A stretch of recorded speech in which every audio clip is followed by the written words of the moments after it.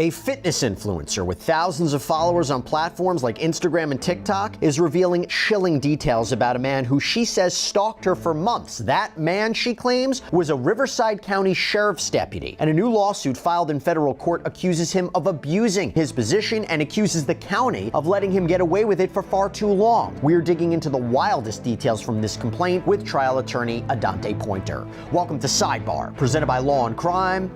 I'm Jesse Weber.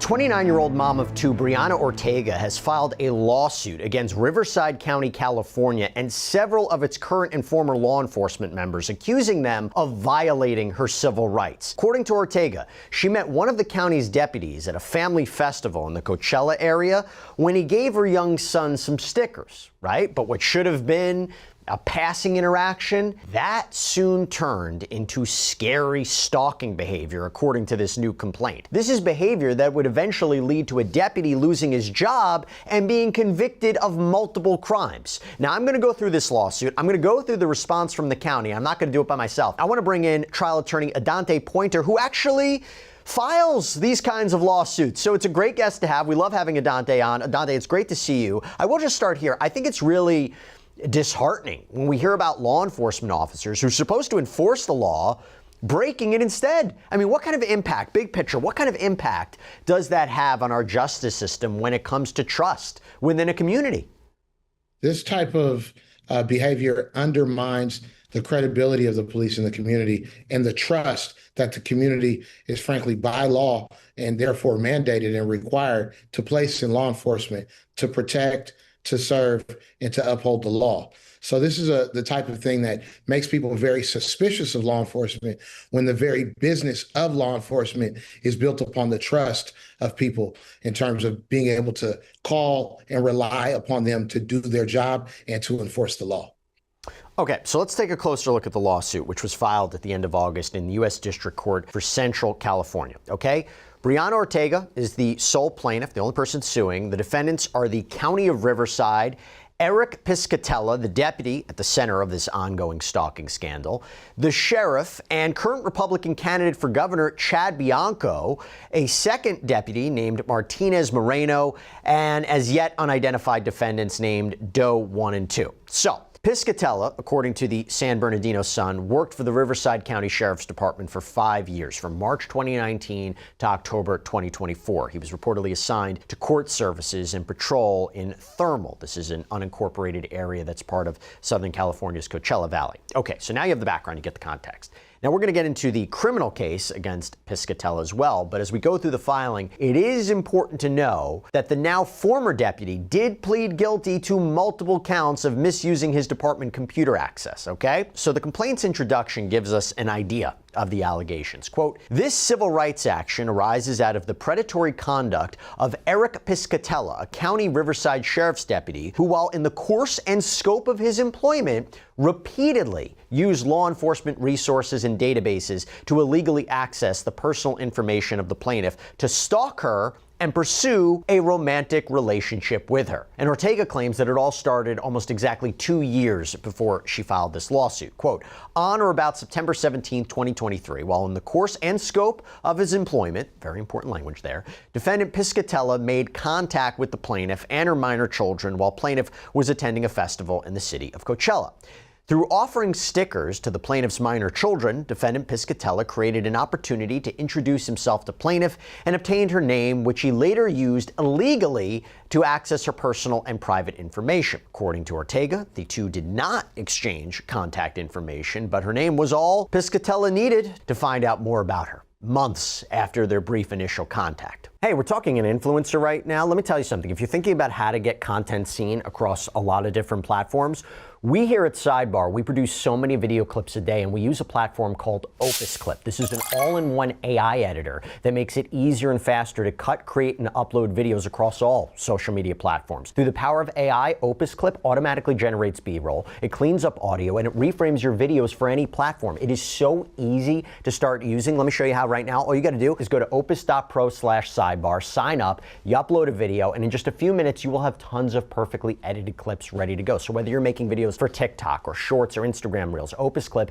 is your one-stop shop for getting your best content seen by more viewers across all these platforms with the press of just one button. And if you're wondering, how good these AI-edited videos are from Opus Clip, just look at our content here at Law&Crime. Our producers have used Opus to help us cut and share clips of some of our biggest trials, and we get them to you very fast. Look, at Sidebar, we know our listeners have a lot of opinions and ideas to share, and this is the most powerful tool there is to help you edit like a pro and grow your own audience. So give it a try for yourself. Go to opus.pro/sidebar to start creating your own videos today.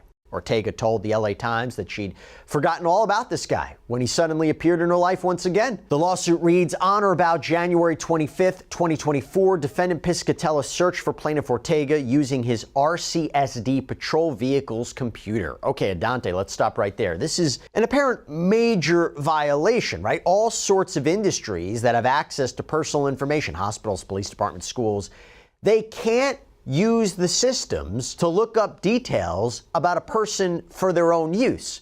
I guess the only defense would be there was some sort of legitimate purpose, but that doesn't seem to fly. You're exactly right.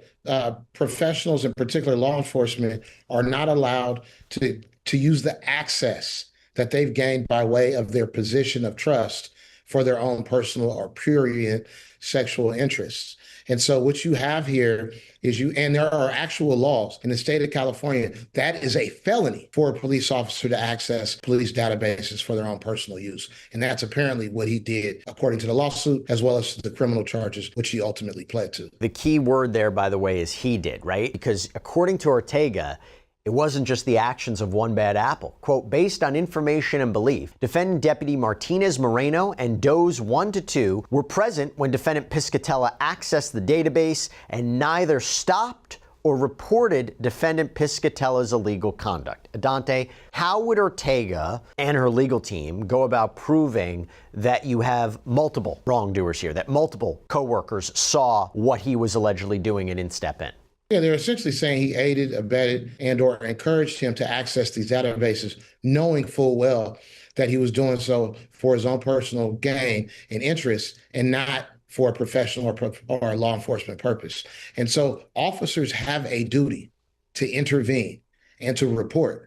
But much like the moniker that's passed around in social or pop culture about no snitching, the same thing appeared, at least according to this lawsuit, to hold true in law enforcement, that law enforcement officers are loath to turn each other in for violating policies, their training, or the law. So the complaint continues, quote, through this illegal search, Piscatella was able to obtain the home address of the plaintiff and other personal and private information, including her cell phone number.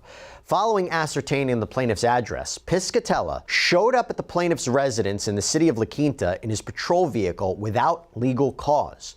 Armed and in full uniform, defendant Piscatella questioned the mother of the plaintiff regarding the location of her daughter. Based on information and belief, defendant Deputy Martinez Moreno and Does 1 to 2 were present in the patrol car for this interaction and neither stopped or reported defendant Piscatella's illegal activity.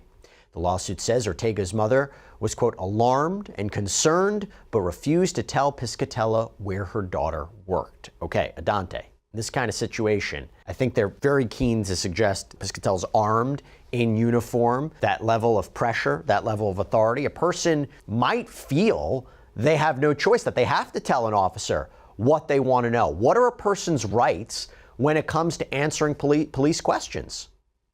Well, when an officer presents himself in uniform and armed with a gun, that is the police, that is the state, that is the government representative at that point in time. And so people oftentimes feel intimidated by such a presence. At the same time, you do have rights as a citizen, and you're not required to answer these officers' questions. The only thing that you're required to do is provide identification to identify yourself. So you're well within your rights to not answer the question. And if you want to know how far your rights extend in that moment, you should be asking the officer, am I free to go or am I being detained? If you're not being detained, that means you're free to go and you can end the police interaction. However, once again, psychologically and emotionally, most people feel that they cannot leave or deny an officer's overtures or questions simply because that gun and that badge and that uniform is an awesome power and very much intimidating. So according to Ortega, after being unable to figure out where she worked, This is Piscatella's then starting to text her directly, even though, by the way, she'd never given him her number, right? So Ortega says that she ended up responding, wanting to know where they'd met, and he said at a festival in Coachella. So the lawsuit says plaintiff Ortega did not recall giving defendant Piscatella her number, nor did she understand the nature of the text communication. Therefore, she did not continue the conversation. However, after her sister was a victim of a crime in February of 2024, the plaintiff reached out to defendant Piscatella seeking law enforcement assistance. Despite only asking for law enforcement assistance, defendant Piscatella shifted the conversation to pursue his romantic interest in the plaintiff and asked to take her out on a date. Plaintiff immediately ended the conversation and ultimately changed her phone number for unrelated reasons. And that is when Ortega says things really started to ramp up in the spring of 2024. Quote, in the subsequent months, Deputy Piscatella's romantic interest in the plaintiff escalated to an obsession, leading him to routinely illegally search the plaintiff's private information on law enforcement databases, including on May 31st, 2024, when it was determined defendant Piscatella ran the license plate number of the plaintiff while his patrol unit was determined to be in close proximity of plaintiff's residence. And again, she claims that other deputies were present, didn't stop Piscatella from using the information systems this way. And if you can believe it, things apparently, according to her, got even creepier. Quote, on July 2nd, 2024, defendant Piscatella conducted another search of plaintiff, searching her license plate on the California law enforcement telecommunications system. Following this search, defendant Piscatella once again went to the residence of the plaintiff while armed and in full uniform, entered the residence of the plaintiff without consent or legal cause, falsely claiming a black man with dreadlocks had jumped over her backyard fence, attempting to break into her residence. This July 2nd, 2024 encounter happened just 3 minutes after plaintiff returned home from out of town, which caused the plaintiff to believe she was under the surveillance of defendant Piscatella. Once inside the residence under false pretenses, defendant Piscatella immediately began to make romantic overtures towards the plaintiff, telling her how beautiful she was without makeup and asked for her new cell phone number because she had changed her previous number. Plaintiff was confused, scared, and uncomfortable and began recording part of this interaction with her phone. Okay, Adante, a lot of this case, by the way, is based on digital evidence, right? They can look at the search histories using these systems. And how important is a recording like that? Very, very important. I mean, how bold and how creepy can this deputy be?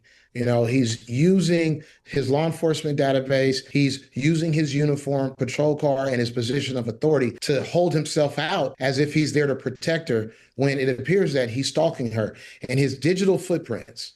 And this is something that not just for law enforcement, but for everyone. Your cell phone, your computer, your router number, all of these different things, the apps you use, they're all tracking not only your location, but what you're looking at, who you're interacting with. And in this situation, it appears to be his undoing because it corroborates what she's saying as it relates to what his true intent was, but also undermines whatever claims he might have been making about the classic and unfortunately very much worn out excuse of, hey, there was a black guy or someone that I'm protecting you from that's scary, and that's why I had to be in this position. When in fact, it was all just a made up lie and it was fake.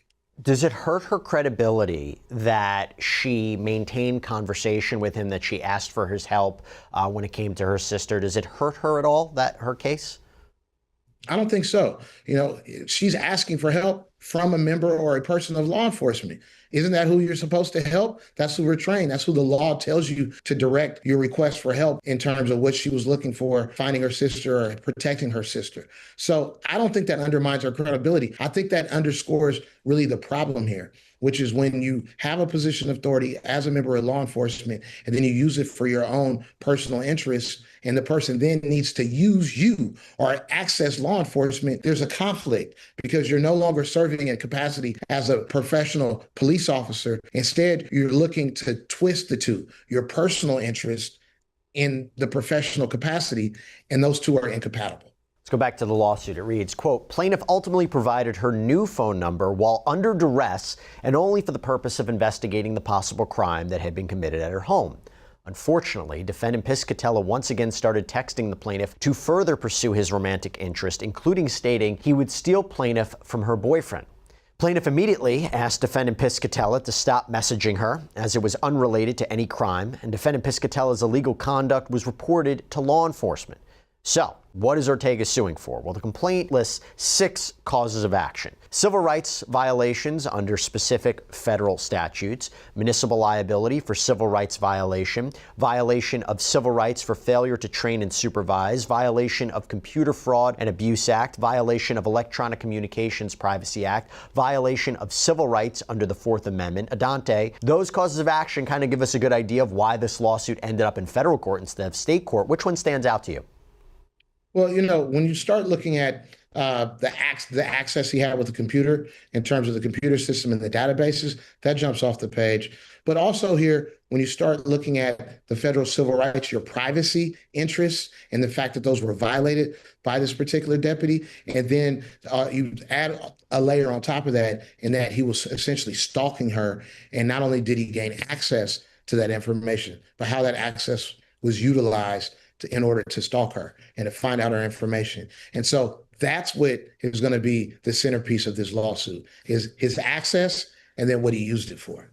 And using the phrase, the course and scope of his employment is key, right? It's not just him off duty harassing her. Why is course and scope of his employment? Why is that phrase so important?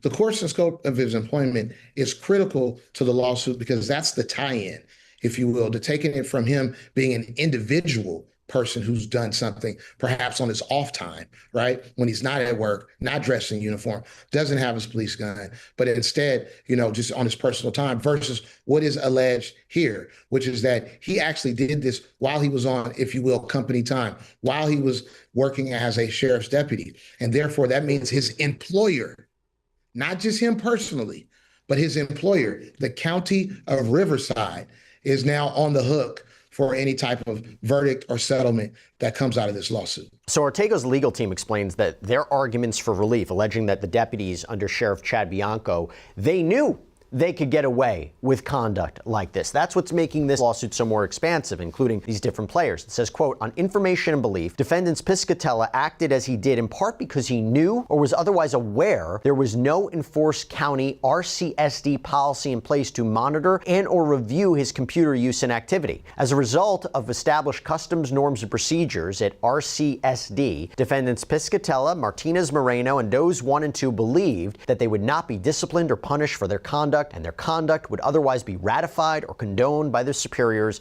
as similar conduct had routinely gone unpunished and with offenders suffering no adverse or disciplinary consequences. Defendant county was or should have been aware of RCSD deputies using the work computer system and other law enforcement databases to prey on vulnerable female citizens. However, despite this, the deplorable conditions still exist and led to the injuries suffered by the plaintiff. And the lawsuit blasts Riverside County and the sheriff's office for allegedly having no policies that would keep these kinds of privacy violations from happening. Quote, defendant county acting through its administrators, management, supervisors, employees, and or agents on staff violated their duty to protect the private information of the plaintiff, thereby causing harm to the plaintiff. These failures include, but is not limited to, the following: failing to monitor, review deputy computer usage and access to law enforcement databases for the safety of citizens such as the plaintiff, failing to supervise and discipline staff properly when computer usage policies are violated,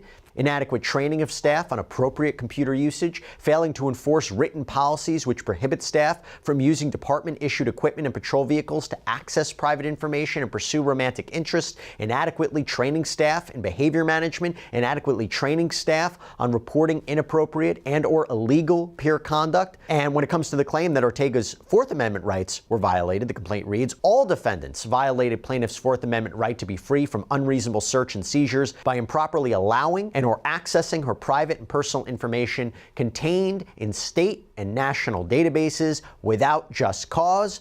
Furthermore, defendant Piscatella entered the home of the plaintiff without a warrant, probable cause, or exigent circumstances in further violation of plaintiff's Fourth Amendment rights. Now, Adante, she makes an argument here. I completely understand it. However, will it be tough to get everybody else on the hook? Will it be tough to say, hey, you looked the other way, you didn't have the proper policies in place, you were condoning this, you allowed this to happen? Is it a stretch? What would she need to show here? Sure. Well, there's two parts, at least, to her argument that she'd need to be able to prove up. One of which is, as you mentioned, that there were people other than just this actual individual deputy that were involved in creating the situation and or looking the other way and therefore encouraging and promoting the situation. And so she alleges in this lawsuit that deputies knew and or were standing by and were aware that he was unlawfully and illegally accessing the database. Who are those deputies? I think one other deputy was named, but you have other two, as to this point, unnamed deputies. Are they going to come forward and admit it? Maybe they already have in some other administrative review. And so that's why she feels comfortable saying that there were other deputies involved. The flip side of this, too, is that when we start talking about other people and the policies and the training not being adequate, not being sufficient enough to safeguard against this type of conduct, that's more objective. Either you have a policy, either you don't. Either you have training that instructs deputies that they're not supposed to do this, and if they do this, there are consequences. Either you enforce that type of consequence or you have not. So that'll be much more apparent and obvious and objective for them to prove up. But the combination of the two is how you wind up also pointing liability at the county of Riverside. Because if the sheriff's department has a culture, has a custom, has an informal policy of allowing this type of behavior to go forward because you don't have the training in place, you don't have the policies in place, you don't have the supervision in place, and ultimately you have no enforcement mechanism in place to safeguard people's data to keep women from being preyed upon by sheriff's deputies who access this information through their position of trust. That is a major issue for that employer, the county, and the county can be on the hook for the damages, i.e. any settlement or verdict that comes out of this case. Now, Riverside County, they filed a response. They filed a legal answer in response to this complaint, which included pages and pages of denials. That's typical. I mean, an answer typically goes line by line or paragraph by paragraph in the original complaint and either, agrees or disagrees with what's alleged. Sometimes they need more information to answer. But for example, answering paragraph 24, defendant lacks sufficient knowledge or information to form a belief concerning the truth of the factual allegations contained therein, and on that basis denies such allegations. Paragraph 24 further contains legal conclusions and argument as to which no response is required. And it goes on like that for more than a dozen pages before getting to what are known as affirmative defenses, which can be used to justify certain actions, right? The county's filing offers up 13 affirmative defense options. Now, we won't go through all of them, but they include failure to state a claim, failure to exhaust administrative remedies, statute of limitations. Adante, talk to me about what those affirmative defenses mean, and the filing also claims immunity from liability, right? They're a police department, they're a government. Talk to us about what those affirmative defenses mean, and also claims of immunity. They can't be sued. Yeah, I mean, to the viewers, it probably all sounds like legal mumbo jumbo or gobbledygook. But for us who are in the legal system, we hear those defenses and what they've said. If you put them all into one pot, it would say, I'm not responsible, I didn't do anything wrong, or if I did something wrong, I have immunity, meaning I'm protected or I have a shield to do what I did and you can't hold me responsible. Essentially, I have a free pass. And that's what's very frustrating to many people who find themselves in these positions and people who want to level the playing field so that there's not a double standard for law enforcement and everyone else, because there are a host of immunities and legal protections that allow law enforcement to get away with things that you and I or anyone who's watching this would never be able to do. And so that's what the county and the defendant are setting out in their legal papers. And their answer is a lot of things that sound like legal mumbo jumbo, but ultimately could prove fatal to the lawsuit if they prevail on one or more of those defenses. Now, I mentioned earlier that Piscatella did in fact plead guilty to misconduct, a crime. When Ortega made her complaint to the department, there was an internal investigation that was launched, and Piscatella resigned in October of 2024. In December, he was charged with 7 felony counts of using Sheriff's Department computer databases and networks to illegally obtain information. And in July of this year, he made an open plea to the court, according to the LA Times, asking the judge to downgrade his charges to misdemeanors. Now, the prosecution strenuously objected to this, but according to court transcripts, Superior Court Judge Helios J. Hernandez reportedly said nothing actually happened. He never broke into the house or threatened her. Now, Adante, your thoughts on that? Response from the judge. To me, the judge really gave short shrift and minimized what's going on here. Keep in mind, this is not a citizen to citizen. This is someone, a person of law enforcement, who's given extraordinary powers to arrest and have access to different law enforcement databases, personal private information, and then use that cloaked in his uniform and with a gun to show up to this woman's house unannounced with a fake fabricated story about him fighting crime when all he really wanted to do was get in her business and date her. And so in my opinion, I've seen people sentenced and dealt with much more harshly for a lot less. And so I think this is, once again, the benefits or the privileges that are afforded to law enforcement, which in my opinion allows this type of behavior to continue, as opposed to sending the type of message that should be sent here for this person, for this particular sheriff deputy and everyone else, that you are not allowed to stalk, harass, and essentially invade someone's privacy for your own personal gain without their permission or consent. So let's talk about this. Let's talk about what happened. The judge accepted Piscatella's guilty plea to misdemeanor charges, sentenced him to just 1 year of probation. He has to perform 100 hours of community service through a nonprofit organization. He can't have any contact with Ortega. His attorneys filed an appeal in August. And despite filing a report with the department and eventually filing this lawsuit, Ortega refused to testify against Piscatella. She told the LA Times that she was afraid of retaliation from him or the department. A spokeswoman for the district attorney's office told the outlet that since Ortega refused to testify, they weren't able to bring other charges against Piscatella like stalking. The San Bernardino Sun reports that Piscatella's law enforcement certification has been temporarily suspended by the State Commission on Peace Officer Standards and Trainings. But you look at this, Adante, what do you make of that? You know, there's a lot of different issues that are raised by the way this ultimately played out. As it relates to Ms. Ortega not wanting to testify, many people who are victims of domestic violence, stalking, and things like that don't feel comfortable and are dissuaded from testifying because of the court process. So this is not something that's unfamiliar or uncommon. This happens all the time. What's also true is that district attorney's office and prosecutors will still prosecute a case without the alleged victim participating by showing up and testifying. Why? Because they can use other statements and other evidence to prove the charges, and they therefore do not need the victim to be a witness at the trial. Apparently, that's a discretionary decision, and this prosecutor's office decided to abandon some of the charges. But this is why this remains to be a problem and why it's much more thorny when it's a member of law enforcement, because it sends a message that you'll get a slap on the wrist. It's just a speed bump. It's not going to ruin your career. It's not going to send you to jail, and you'll get probation. You'll get some fines, and you may not be able to work as a law enforcement officer for a while, and you shouldn't when you've betrayed the public trust. But there's still light at the end of the tunnel. And yeah, you'll get probation and go home. And in a year's time, this will go away.